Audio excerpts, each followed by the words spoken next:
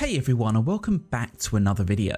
I think it's fair to say that over the decades, Games Workshop has gotten incredibly good at creating finely detailed models for all of its game systems, and it's exciting to say that today we're seeing more and more of them come out at an increasingly fast pace. Really then, it's no surprise why the Warhammer hobby remains so popular amongst people who may not even go on to play the tabletop game itself. The models are spectacular centerpieces in their own right and offer hours of creativity, relaxation and fun. But it's also fair to say that even Games Workshop, with their vast manufacturing capability, have struggled to fully feed that appetite for new models over the years, particularly as the lore and universe has expanded into new factions and settings. As such, we've seen a new market spring up for 3D printed models that serve as either alternatives to official Warhammer models or as new creations altogether. Now, I want to be clear, Games Workshop has a strict legal copyright over its intellectual property and any models based on its designs. That's not something I'm questioning here. And the reason they protect that copyright is because ultimately their whole business is in selling models, and every 3D print that is sold based on their designs is one less model that they are arguably selling themselves, which affects the hobby in the long run. But that said, I have been really impressed by the creativity and skill of many of these proxy designs, and it's with that simple regard that I wanted to take a closer look at them and talk about why they've impressed me, beyond the ethics of how they came to be. So today I'll be taking a look at the 5 alternative Chaos Space Marine models that have really caught my attention lately, and which might interest you too. So with all that said, let's jump right in. Now, as I've said in many videos on this channel, updating models in Warhammer can be a bit of a double-edged sword for Games Workshop. Yes, it's great to see new models all finely detailed with plenty of new options to kit them out with. However, it can then also age the older models even more, and that's pretty evident when you look at a unit like Chaos Bikers. And it's not just the fact that many of the battle line Chaos units have gotten upgrades recently, but also the comparison to Primaris Bikers, who are bulkier, have more dynamic poses, and generally have the presence the Chaos Bikers are meant to. So for my first choice, I want to spotlight this incredible Slaanesh biker, or Lust biker as it's called, from Alternative Minis. As a heads up, there are a couple of others from Alternative Minis in this list, but they don't make up all of it, despite how good they are. But the simple reason I've chosen this model is because beyond the exceptional intricate detail, it has that stature that we just don't have on the current Chaos Bikers. It feels weighty, exceptionally so, and that gives the biker a real presence in his own right. In other words, he looks and feels like an exceptional warrior, a force unto himself, and I think that's something that really underpins what it means to be a Chaos Space Marine. There's also that incredible detail weaving across the model, the melding of intricate steel and flesh, the human and demonic, in a way that embodies the character of a Noise Marine so brilliantly with its emphasis on sonic devices.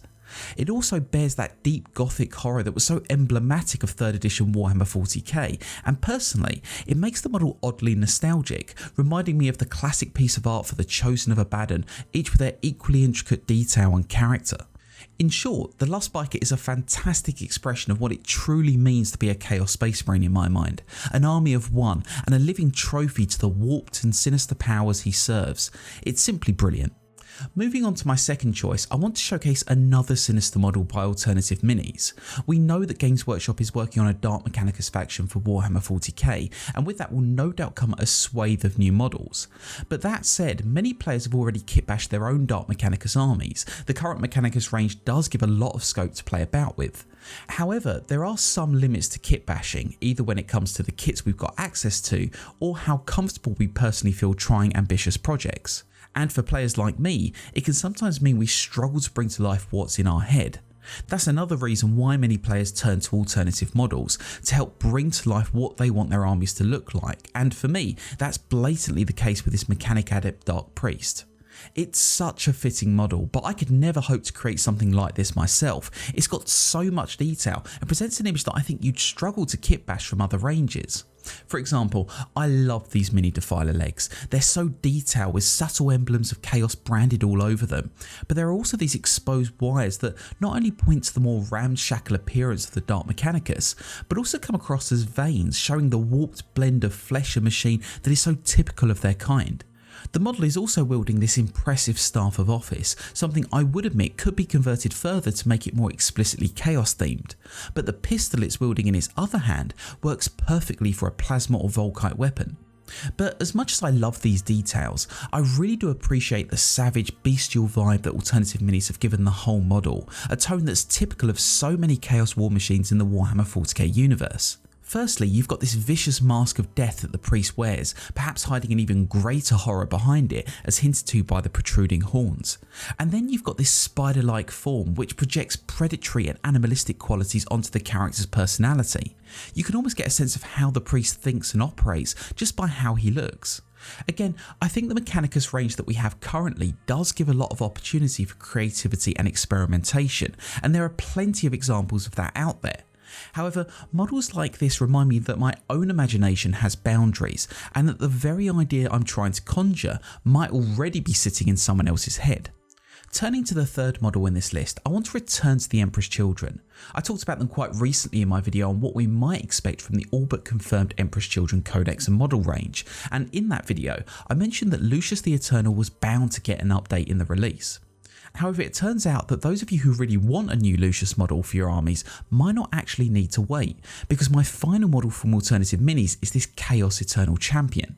Now, while the name is intentionally vague to try and avoid copyright, it's clear that this is Alternative Minis' iteration of Lucius, complete with his iconic armour, sword and whip.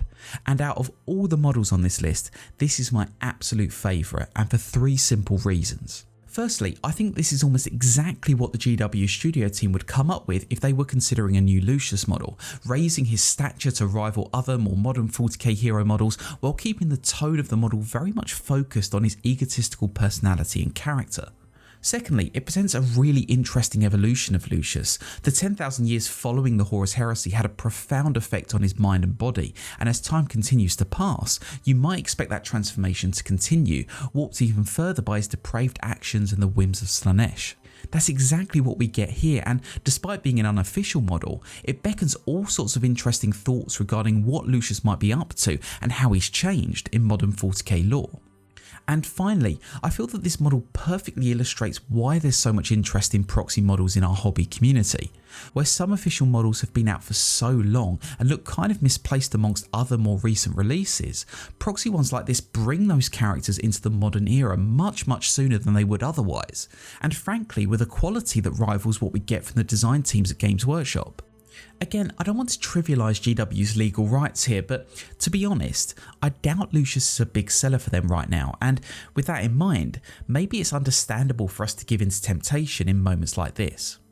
Shaking things up for the 4th pick in this list is a release from another well-known alternative model studio, Atlan Forge, who have created this incredible iteration of Chaos Warp Talons, referred to by them as Hades Black Vultures. Now, I've always loved the fast attack choices for Chaos Space Marines, particularly Chaos Raptors, even though they were the bane of my life when playing Fire Warrior. And so seeing a new rendition of Warp Talons, the slightly more demon-infused version of Raptors, has really piqued my interest. And I think we can all agree, this is definitely a unit that catches the eye for all the right reasons. For one, the creators have ditched any notion of a flying stem, instead sculpting these intense plumes of smoke and fumes emanating from their jump packs. Not only does this give a real sense of momentum to the models, but it also opens up space for creativity.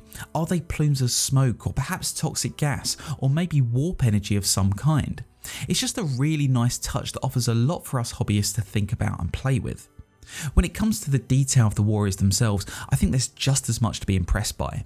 Each has a pair of powerful warp claws that are much bulkier than the official models, appearing much more like power fists, and offering an interesting weight to a unit that is normally known for its rapid reflexes and agility. It almost gives them a sense of being recklessly overbalanced, swinging at their enemies as they hover. Again, another nice implied narrative the sculptor has brought to the unit. And of course we have these distinctive helmets which not only convey the various malicious personalities of the Chaos Gods, but also mean that you could easily use just one of these models as a centerpiece hero for your army. That said, Atlan Forge models do step outside 40k aesthetics a bit more than other proxy model ranges, and so the detail on the armour definitely works better for those with their own warband ideas as opposed to dedicated legions, but then that's what kit bashing is for. Whether you adapt these or not though, it's clear that these are amazing models in their own right, and definitely something worth taking a look at if you're searching for something to keep your opponent's eyes busy during your next game. And finally, the last unit to appear on this list is actually one that Games Workshop has recently updated in their own range, that being Traitor Guard. Traitor Guard have always been a favourite in the Warhammer community, and up until their recent Kill Team release, we've had to make do with kit bash guard units. Certainly easier to do than most, but still not ideal. However, even with a new Traitor Guard box, you're bound to want some variation in what your different units look like, because you're unlikely to want just one squad, or you might want to adapt them to look more like a specific Legion or ex-Imperial Guard unit. So with that in mind, let's take a look at the Renegade Death Squad from Hoplite Game Studios. If you've ever wanted to see what happens when the soldiers of Krieg finally do break, this is it. It's a fantastic looking squad full of dynamic energy and kitted to the teeth with savage weapons and tributes to the Dark Powers. But what I particularly like about this unit is how crude everything appears. If you look closely, you'll see that instead of bayonets, many of the warriors have attached sheared off drill bits to their weapons, and almost all of them are covered with chains to fasten their tools and their trophies to them. I'm not trying to say that these are leaps and bounds improvements on what Games Workshop offers. Their new Traitor Guard Kill Team are really great, and I think there's certainly more to come. But in the meantime, these alternative models offer a way to expand your forces without seeing the same poses and faces again and again. More so, the savage look of these models will put them right at home in a Kill Team force, or as a supplement to a new World Eaters army, or even at the core of a new Traitor Guard collection. However you might choose to use them, I think there's plenty to admire with this unit, and hopefully it won't be too long before we start to see more ranges like this coming out of the Games Workshop studio itself. So that's 5 alternative Chaos Space Marine models and units that have caught my attention recently, which may just inspire you too. Links to all of those can be found in the description below, but I will say that it's worth checking out what else is available to see if that piques your interest. Full disclosure, I do want to say that however much we may struggle with GW pricing or fall in love with these alternative models, it's important to support the official releases, because without those, we won't have much of a hobby. But I'm keen to hear what you think about these models, and if you have any suggestions for Chaos Space Marine kits that people should check out. Also, where do you stand on proxy models, and do you use a lot of them in your armies? Let me know your thoughts in the comments below. But that all said, I want to say thank you as always for watching. If you enjoyed the video, please click the like button and perhaps consider subscribing to my channel, and I do hope you'll join me for my next video. Until then, however, do take care.